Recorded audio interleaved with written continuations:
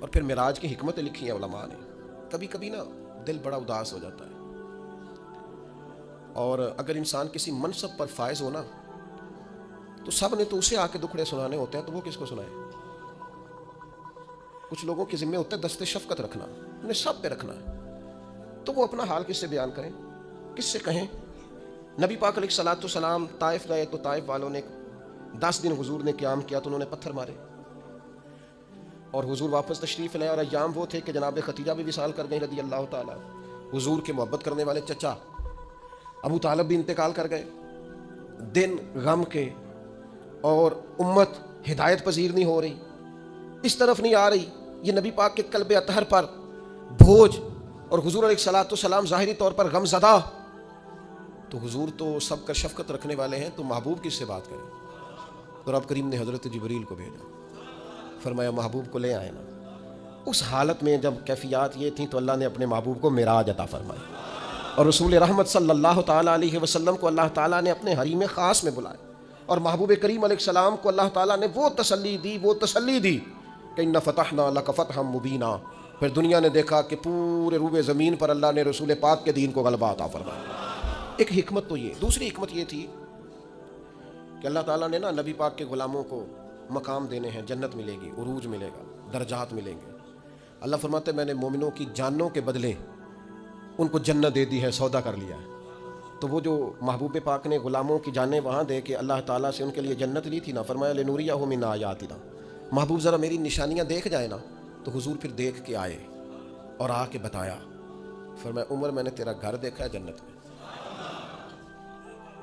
یہ اس عمر کا گھر دیکھا ہے جنہوں نے زندگی ساری زمین پہ سو کے گزاری. میں آپ کا گھر دے کے آیا ہوں جنت میں، اور دروازے پہ حور بھی بیٹھی تھی. حضور فرماتے میرا دل کرتا تھا میرے عمر کا مکان ہے اور بڑا شاندار ہے، میں اندر سے دیکھوں. پھر میرے دل میں خیال آیا کہ عمر غیور آدمی ہے، کہے گا محبوب کا اپنا ہی بنایا ہوا قانون ہے جس کے گھر جاؤ اس کی اجازت سے جاؤ. تو چونکہ آپ وہاں اس وقت ظاہری طور پر موجود نہیں تھے، اجازت طلب نہیں ہو سکتی تھی، لہذا دیکھ آیا. حضرت عمر رو پڑے، کہنے لگے مجھے میری ماں روئے میں آپ پر غیرت کرتا، آپ ہی کا تو صدقہ ہے. تو رسول پاک علیہ السلام کو اللہ نے وہ ساری چیزیں عطا کی. حضور رات کو کیوں گئے؟ پہلی بات تو یہ ہے کہ یہ جو رات ہوتی ہے نا، یہی بہترین وقت ہوتا ہے رب سے ملاقات کا. والذین یبیتون لربہم سجدا وقیاما، اللہ کے بندے راتیں سجدوں میں اور قیام میں گزارتے ہیں. آپ نے ناراض نہیں ہونا، ہم راتیں موبائل پہ گزارتے ہیں، ساری رات بیت گئی اور کوئی خاص چیز بھی نہیں، کوئی خاص کام بھی نہیں، کوئی دیکھنے والی چیز بھی نہیں، کوئی ایسا مطلب کوئی مسئلہ بھی نہیں، پتہ نہیں آل فول وقت یاوا گوئی، اور نہایت لغویات میں ٹائم. قیمتی وقت رات کا جو اللہ کی بارگاہ میں حاضری کا وقت تھا، جو اس کے حضور پیش ہونے کا وقت تھا، جو رحمت طلب کرنے کا وقت، اس سارا ضائع کر دیا. ہمارے استاد صاحب فرمایا کرتے تھے رات کو پڑھا کرو، سکون ہوتا ہے، بندہ اطمینان سے پڑھ سکتا ہے، مطالعہ ہوتا ہے. کون پڑھے؟ اب تو دینی طلباء کے پاس بھی اللہ ماشاء اللہ وہ ذوق نہیں ہے کہ وہ کتاب کی طرف رجوع کرے، مزاج نہیں رہا. میرے بھائی رات کا وقت اللہ سے ملاقات کا، لیلا من المسجد الحرام الی المسجد الاقصی، رات کے وقت حضور تشریف لے گئے. بڑی خوبصورت بات لکھی حضرت شیخ ابو نور رحمۃ اللہ علیہ نے. وہ فرمانے لگے حضور کا ہر صحابی چاہتا تھا میں اپنے رب کو ملوں. وَإِذَا سَأَلَكَ عِبَادِي عَنِّي فَإِنِّي قَرِيبٌ. تڑپ کے آئے نا صحابہ، ایک دن عرض کی یا رسول اللہ رب کو دیکھنے کو جی چاہتا ہے، اس سے ملنے کو جی چاہتا ہے.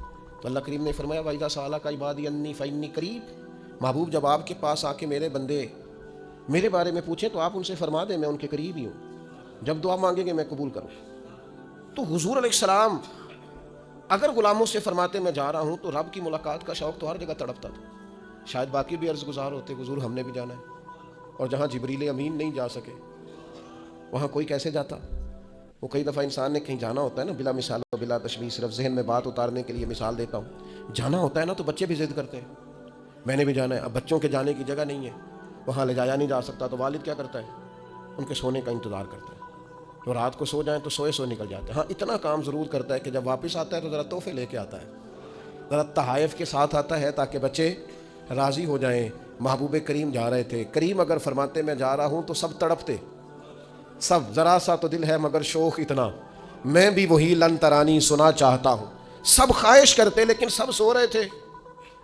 محبوب تشریف لے گئے، لیکن جب واپس آئے تو نماز کا تحفہ بھی لائے. السلام علینا وعلی عباد اللہ الصالحین، اللہ کے بندوں پر سلام کو بھی لائے. اور ساتھ فرمایا میرے رب نے وعدہ بھی فرمایا ہے کہ مجھے اللہ تعالیٰ شفاعت کا حق بھی عطا فرمائے گا۔ یہ سارے تحفے لے کر رسول پاک صلی اللہ علیہ وسلم واپس آئے۔